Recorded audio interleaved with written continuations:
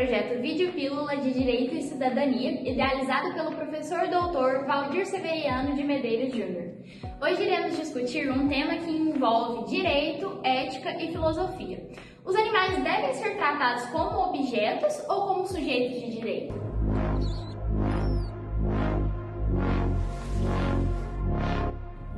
O filósofo Jeremy Bentham, um dos principais pensadores do utilitarismo, fez uma pergunta que marcou profundamente o debate sobre o direito dos animais.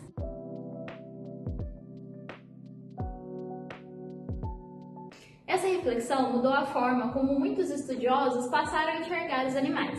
Se eles são capazes de sofrerem, então talvez mereçam uma consideração moral e jurídica. E no direito, objeto de direito é aquilo que pertence a alguém, como carro ou casa. Já o sujeito de direito é aquilo que possui proteção jurídica própria e pode ter direitos garantidos pela lei.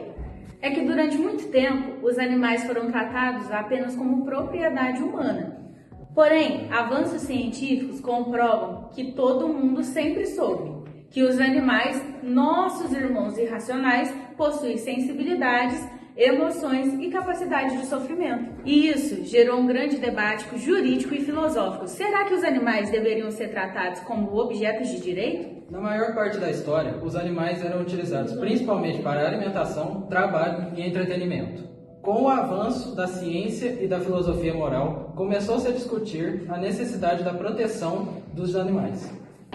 No Brasil, a Constituição Federal protege os animais no artigo 225, proibindo práticas que submetam os animais à crueldade. A Lei de Crimes Ambientais também prevê punições para maus-tratos. Mesmo assim, juridicamente, muitos animais ainda não classificados como bens, como, por exemplo, bem semovente no direito civil, bem jurídico de crimes de furto ou roubo no âmbito do direito penal e bem difuso na esfera do direito ambiental. Para entender melhor como a sociedade enxerga essa questão, realizamos uma entrevista. Oi, eu sou Francisco Viana Diniz Júnior, professor Popó, sou professor e hoje estou vereador. Certinho, então vamos começar as perguntas. A pergunta número 1, Popó, você acredita que os animais devem possuir direitos próprios?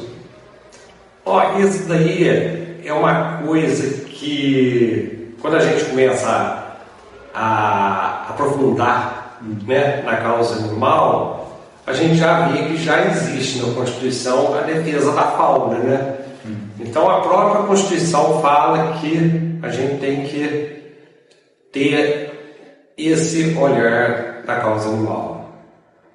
Entendi. Na sua opinião, os animais ainda são tratados como objetos pela sociedade? Eu sou, como vereador, estou no meu quarto mandato, mas eu já trabalho com a causa animal há muito tempo, há mais de 25 anos. E o que acontece?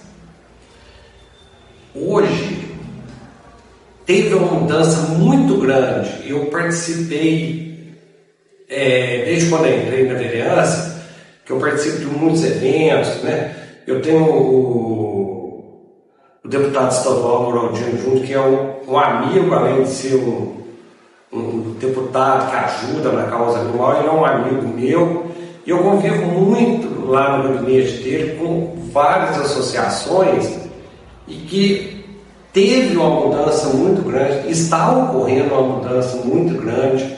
As políticas públicas começaram, em Minas Gerais aí a gente é o pioneiro, por exemplo, na parte dessa castração em massa que ele implantou com o cascamóvel. Então está tendo uma mudança, está tendo assim, uma conscientização muito, acredito que até muito rápida com essa mudança, mas eu costumo dizer que as gerações mais antigas ainda tratavam, e hoje ainda trata, muitas pessoas, os animais como objetos. Pergunta número 3. Você acha que as leis protegem animais suficientes? Está tendo uma mudança também, Eu tive na Semana Nacional da Causa Animal em Brasília há um mês e meio, mais ou menos, e agora, por exemplo, nós tivemos lá o decreto do Cão Orelha, que teve uma mudança significativa com relação às multas que são aplicadas. Porque antes a gente tinha a multa de R$300 a 3.000, que eram as multas. Hoje nós temos, inclusive já estão sendo aplicadas, né? No caso da Capivara, lá no Rio de Janeiro, hoje as multas elas vão de R$3.000 a R$50.000, podendo chegar a R$1 milhão. Então, no caso, por exemplo, da Capivara, que foi espancado por um grupo de jovens lá e tinha menores no meio, nesse caso ele gerou uma multa de R$18.000 para cada um. Então, já começa, então, são leis que já estão assim, vindo para aprimorar e para coibir esses maus tratos com a causa animal. Pergunta número 4. Animais domésticos são membros da família ou propriedade? O último não, se eu não me engano, o penúltimo censo nos disse que está tendo mais cães do que crianças em casa. Então você tem, por exemplo, depois eu até procurei saber, em grandes capitais, aonde está muito difícil a correria do dia a dia, desse negócio, existem pessoas, casais, que estão preferindo adotar um animal do que ter uma criança. E isso daí, depois eu procurei saber, porque as pessoas estão falando, porque virou gente. Não, é porque as pessoas, elas estão tendo, assim, uma visão que criar um filho com essa correria, com esse mundo muito corrido que está, que elas preferem ter um animal para não causar até tanto sofrimento para os filhos, não ter tanto tempo para os filhos. Então elas meio que pegam, né, adotam os animais assim para suprir alguma coisa, para eles terem algum cuidado com os animais, ao invés de crianças.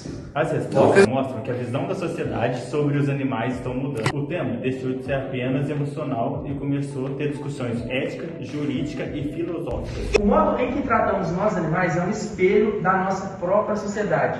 Embora tratados, na maioria das vezes, em via de regra, como objeto de direito, eles também podem ser tratados como sujeito de direito. Como, por exemplo, nas leis que proíbem os maus tratos e crueldades dos animais. Entende-se que, nesses casos, o animal é detentor do direito de não sofrer, ou seja, um sujeito de direito. No entanto, de modo geral, é importante ressaltar que impera a ambiguidade, para não se dizer a hipocrisia. Aliás, para exemplificar, bastaria nos lembrar o que acontece com o animal na indústria da carne. Neste âmbito industrial, eles têm direito a um abate humanizado, um abate que não os machuca, que não os faz sofrer. O debate sobre os animais como objeto ou sujeito de direito continua em evolução. Mas uma coisa é certa, os animais não são apenas coisas. São seres vivos capazes de sentir dor, medo, afeto e sofrimento. A grande questão é, o direito acompanhará essa evolução moral da sociedade?